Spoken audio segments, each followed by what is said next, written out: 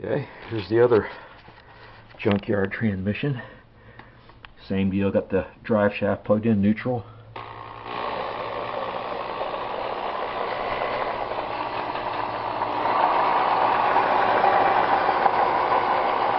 I don't know if it's going to pick up or not. There's no sounds there. Very quiet. I'm going to take the counter shaft out.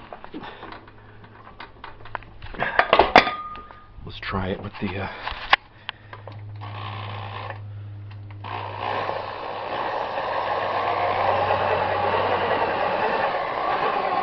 very quiet.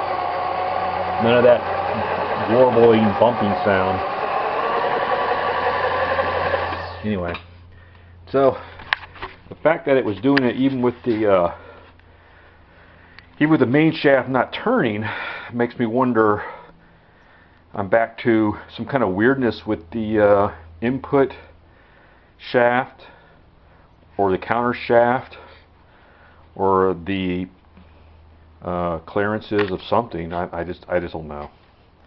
That's really distressing. I was thinking maybe the main shaft might have been bent, but if it's not turning, it can't it can't attribute to the noise. So I don't really know what to think anymore.